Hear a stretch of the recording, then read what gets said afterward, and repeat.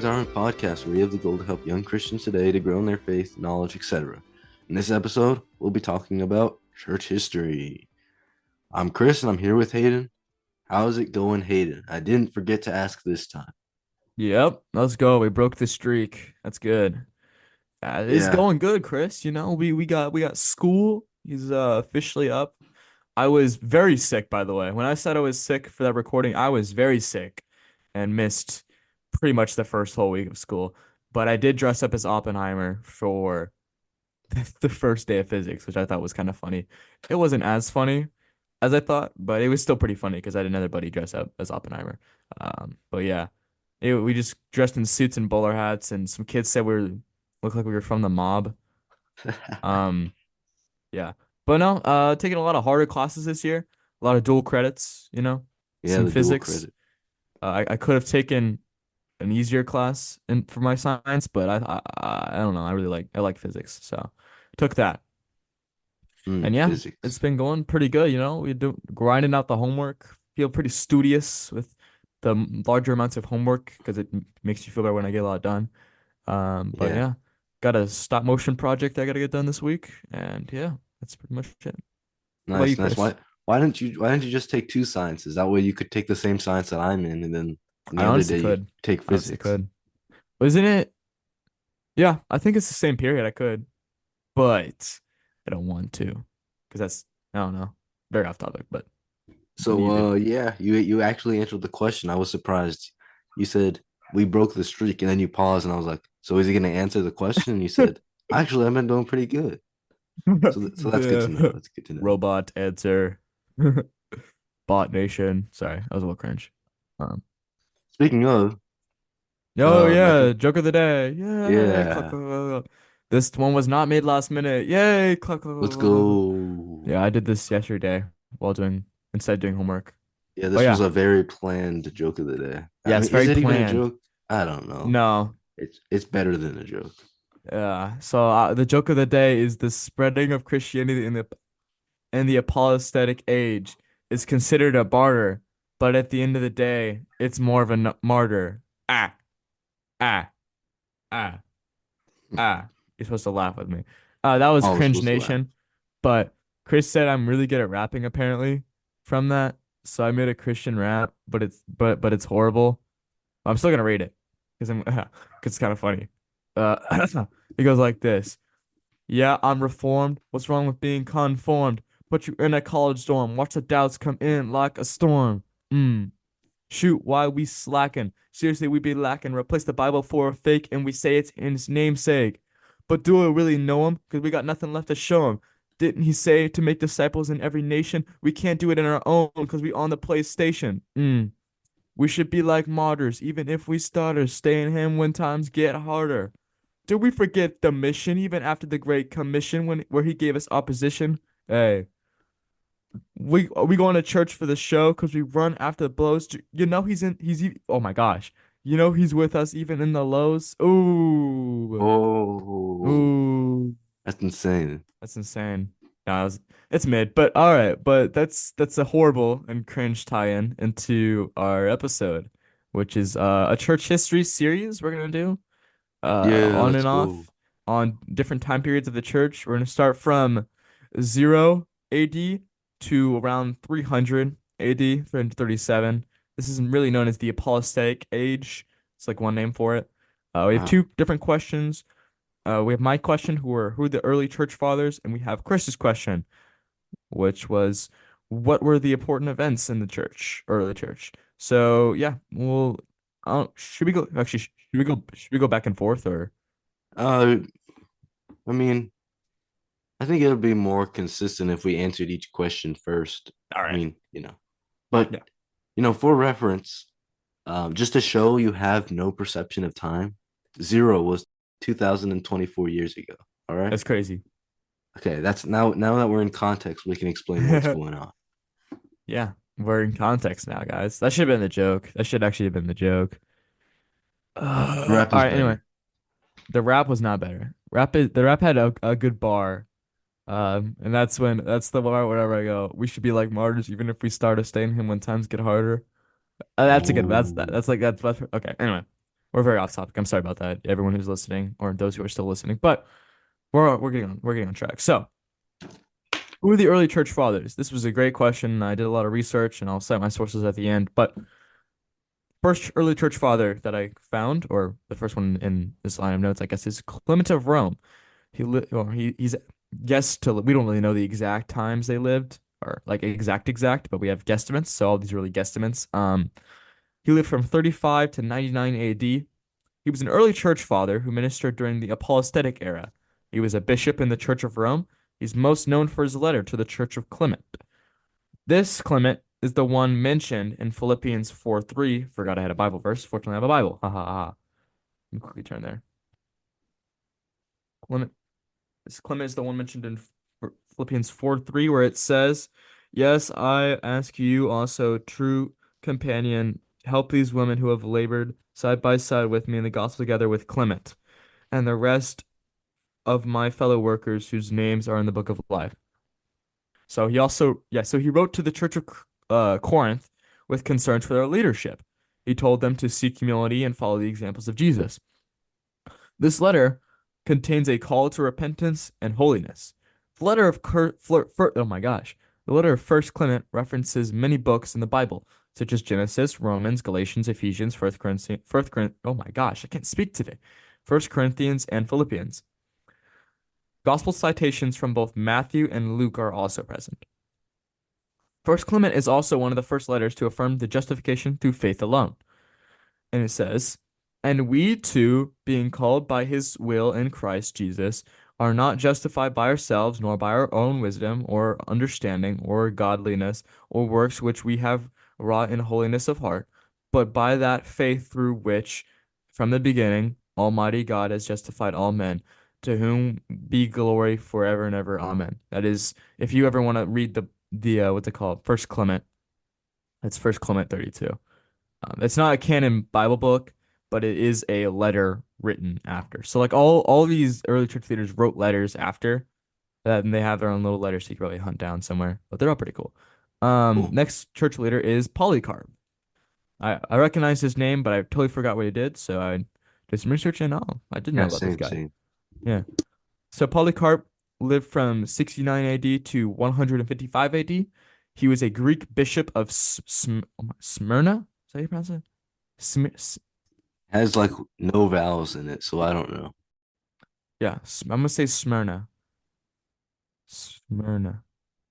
Smyrna. Sounds about right. Smyrna. Yeah, I'm just gonna say Smyrna. Very sorry. Um, he was an apostolic father in Roman Asia. He's majorly known for his letter to the Philippians. He is also known for combating against heretical groups, including a Gnostic group that believed that your salvation came from your knowledge in the arcane. The very interesting part. In his letter to the Philippians, he debates these Gnostic groups, debunking their theories that God coming to earth, dying, and rising again were all an imaginary phenomenon with no moral significance. In his letter, he also speaks of the importance of the writings of Paul and about the wisdom that comes from his letters.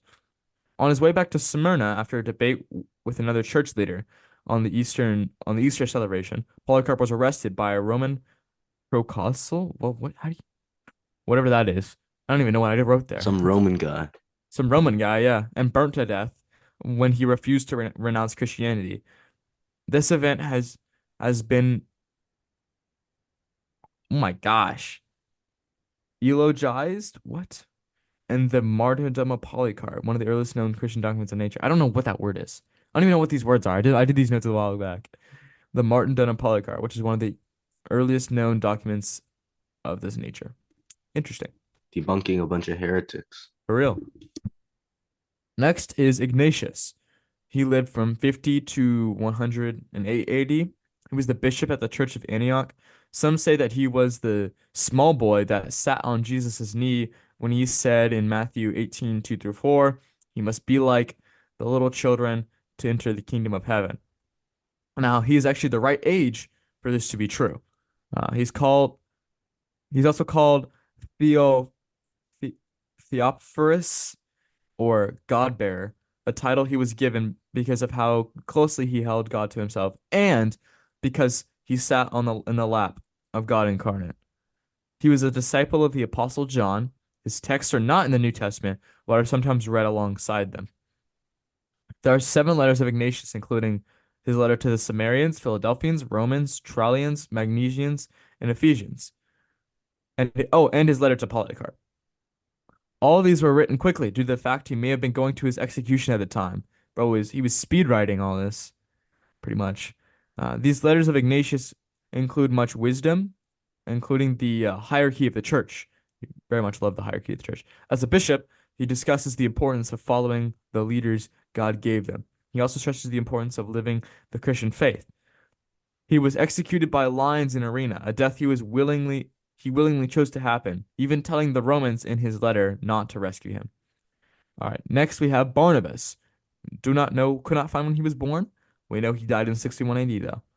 Barnabas was born in Cyprus. He was Paul's missionary companion.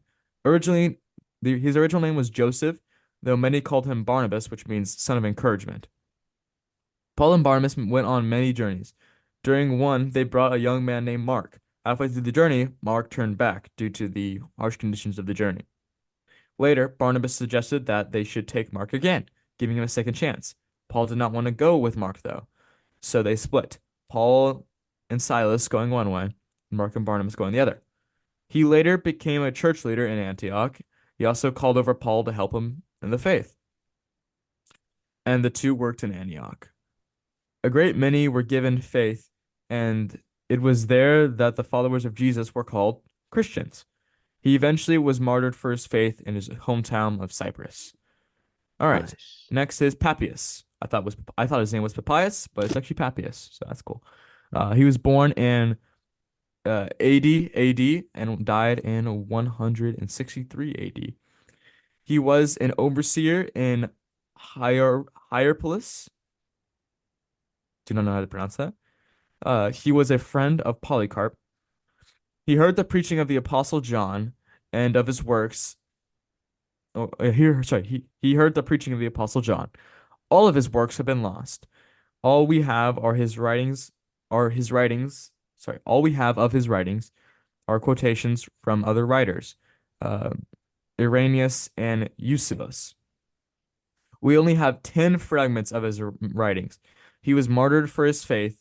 He was referred to as the hearer of John and a companion of Polycarp in these letters. Next is Theophilus or Theophilus. I'm very sorry. Um, he was born in 120 and died in 180 AD. His name means loved by God. He lived in Syria and Antioch. Raised a pagan, he is believed to have later become a bishop of Antioch. When he wrote to non-Christians, he wrote with a tone that was gentle yet stern, for he had little patience for the pagan religions around him.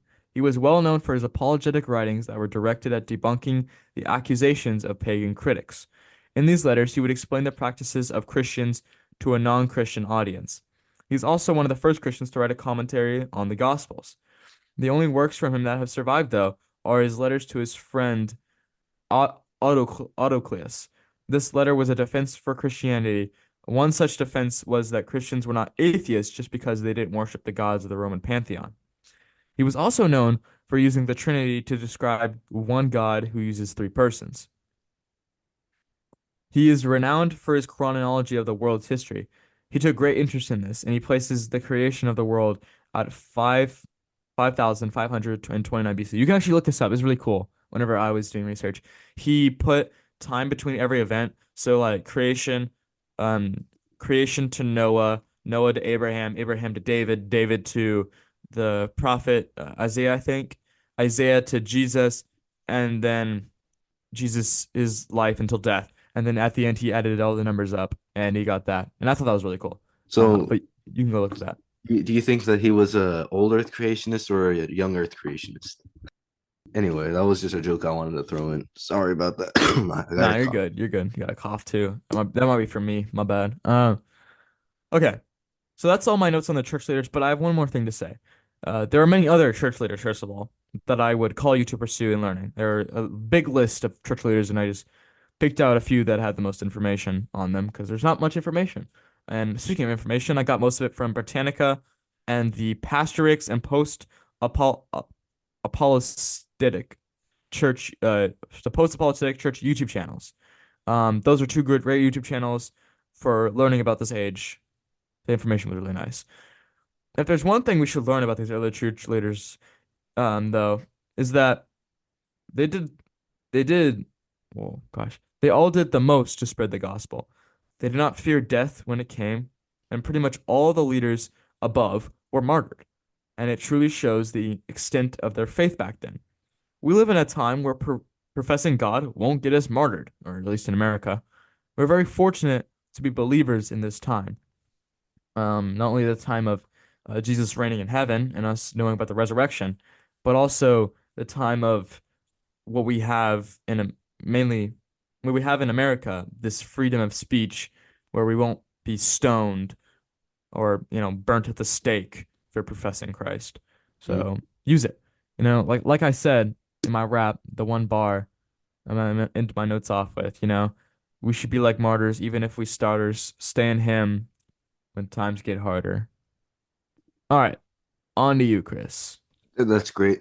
Sorry, I probably caught the cough from the last podcast where it spread through the screen. It's spread to the screen. It did Yeah, happen. It's a canon event. try not to call anyone. That way it doesn't spread anymore. All right. Um, yeah, that was really good stuff. I'm gonna be answering the next question. It says, "What were some important events in the early church?" Sorry, my cough. True. Anyway, so what were some important events in the early church? What is sometimes referred to as the birthday of the church is Pentecost. Pentecost was that one time mentioned in the scriptures where people began to be able to speak in tongues and therefore be able to speak to everyone around them in their language, so everyone would hear it in his language as we're proclaiming the gospel.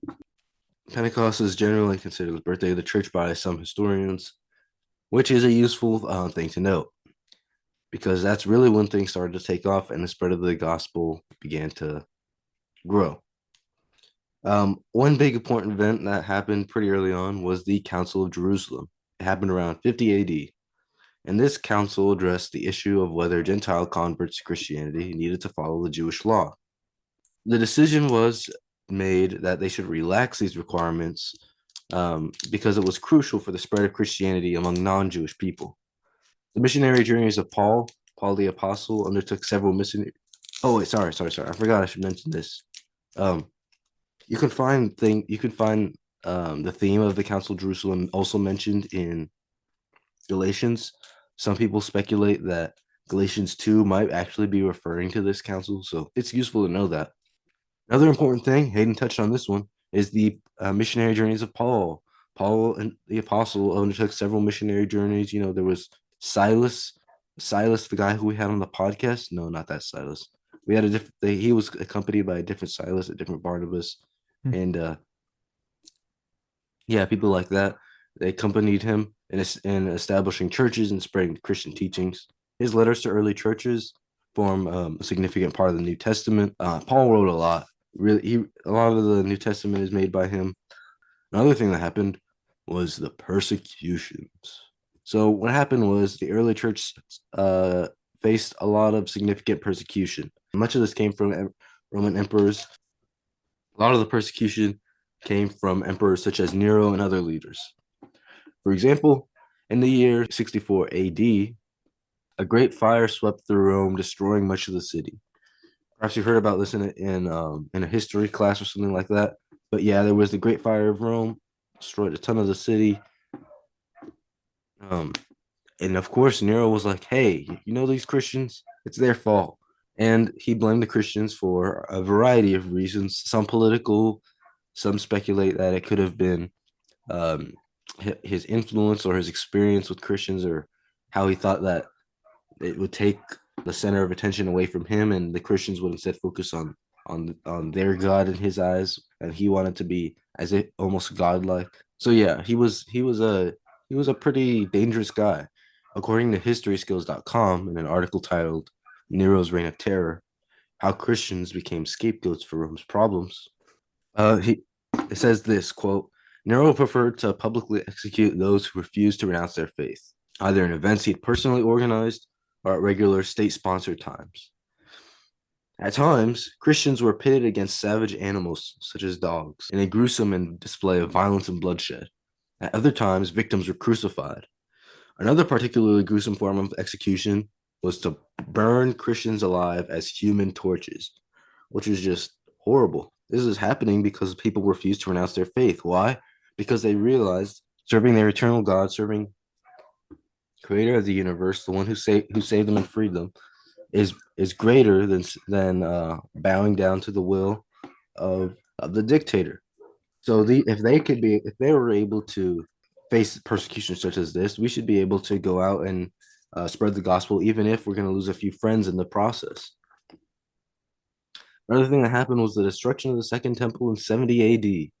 Jesus died, and then some years later, the Romans destroyed the Second Temple in Jerusalem. This was actually an important event that significantly impacted Jewish and Christian communities, and you might even be able to say it has some apologetic value. Another important event was the writing of the New Testament. Many of the New Testament texts, including the Gospels, the Epistles, were written during this period, providing theological foundations and guidance for the early church. Pretty much every Christian denomination has the same New Testament gospel, which is something that you can help you identify a false church. Like if they have extra gospels, then maybe they have a different gospel altogether, which means Mm. they're false. So yeah, that was very significantly important. The Bible that I have right here, the Bible that Hayden just quoted, the Bible that you've hopefully read, was written during this time, specifically the New Testament text. Another big event was the conversion of Constantine, happening way later in 312 AD. A lot of persecution, a lot of violence, and then Constantine supposedly converted to Christianity, which led to the Edict of Milan in 1318, where he was like, you know what, these Christians, they're chill. We can let them be legal now. And then the persecution stopped for a cycle. Some call him Constantine, the defender of the church. Other people say he was a wise man. And some people just say he wasn't a true Christian. A lot of people really doubt his Christianity for various reasons, but he was a historical figure, so he did do some good for the church at least. And we had a cycle um, of of good times for the church after all the persecution that happened early on. So what we can take away is that there was a lot of persecution, a lot of troubles, a lot of things that the early church had to face in order to get to the complaining of the gospel. And why would they do that for a lie? If Christianity is just some cult made up by some random group of people who were like, hey, you know what? Let's do this funny prank and um, make the world go upside down or whatever, or confuse some people so that way our name can be heard. They wouldn't do it for a lie. Very few people would be willing to die for a lie, much less hundreds and thousands of the people who were not hundreds of thousands. I'm not sure the exact number, but the people who were murdered for their belief um, in Christ. All that to say, we can really learn a lot from these people. They should inspire us a lot. One more event that I would like to note is the Council of Nicaea, 325 AD. It was the first ecumenical council, and it was to address the Arian controversy, and it was to establish foundational Christian doctrines. Arian theology holds that Jesus Christ is the Son of God, who was begotten by the Father, with the difference is that the Son of God did not always exist, but he was begotten slash made by the time God the Father, before the time of God the Father. Therefore, Jesus is not co-eternal with God. So basically, what he's saying is Arian is like, hey guys, Jesus is not co-eternal with God. They're not both eternal, technically eternal. They might be outside of time in some way, but the Trinity is not how you think it is. And then the Council of Nicaea was like, no, Arian, you're wrong. That's not how it works. So I think we can get some of the Nicene Creed out of the Council of Nicaea, although I don't think it was completely finished yet at the time. There was more that was added in later on that is often repeated in many churches. So a lot of the creed, and another thing that's interesting is the Council of Nicaea, the Nicene Creed, is often repeated by churches throughout time and throughout history. So something that my church does is we recite the Apostles' Creed. I think we alternate every year or something like that.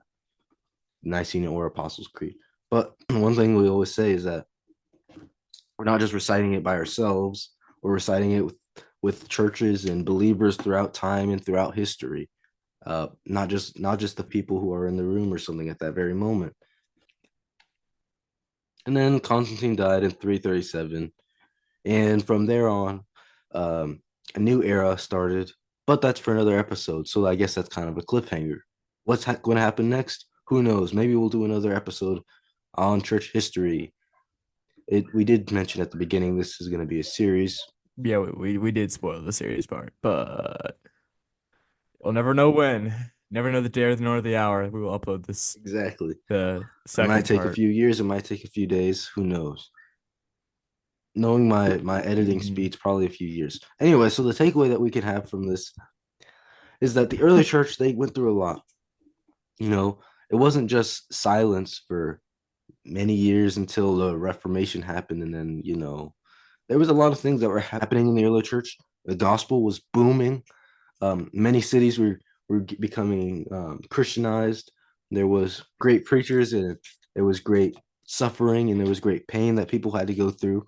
And they weren't doing it for a lie; they were doing it for the truth of the gospel, which should outshine any other truth. So that's what we should take away. I'm sure there's some few more lessons that you can learn from this. If you really like this stuff, I would tell you to give us 5 stars, but I don't know if I'm worthy of 5 stars with all my coughing and my yapping. And our yapping. So I guess that's pretty much it. Hayden, you can go ahead and close out the episode if you feel like you're ready. I'm ready. I got it. Thank you. Yeah. Well, thank you for listening this far. We really appreciate everyone who makes it to the end. Be sure to share the show, share this episode with others who might be like, hey, I want to learn more about early church. I'll slap on this episode. It's a nice little short, like just informational, kind of like our denominationals episode, just getting that information nice and short and sweet for everybody. Just a little bit about this age. And yeah, we will be sure to make a part two eventually. Maybe we'll spread it out. Maybe we'll do it immediately after. Who knows? But yeah, thank you for making it this far. I'll kind of summarize the episode. We took the apostolic age, one of the early church age, from 0 to 337 AD, and we did a bunch of early church leaders. And then we also did a bunch of early church events that molded the church into what it is. And yeah, I guess I'll go ahead and talk about some other podcasts. There's Let's Solicast, which is go. another great podcast. Yeah, they're like us, but their episodes are hour long and wonderful. They go into things very much in depth and from a just a more kind of adult point of view. I don't Yeah, really know how to word it. I'm losing my it's words. like they're the teachers who teach. We're the students who help out our fellow classmates. Yeah, that's exactly it. And then there's also Hearts for the Lost, a great evangelism podcast. Tons of episodes on reasons not to evangelize, how to evangelize, stories on evangelism. It's just great.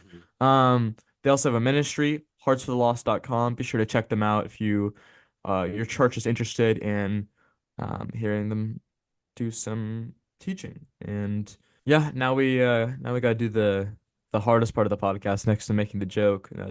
Oh yeah, That's Shield of Faith, the dreaded part. the dreaded part. All right, ready? Shield of Faith. Shields up. Okay, we're restart. Okay, restart. Shield of Faith. Shields up. Shields up. I think we got it. I think we got it.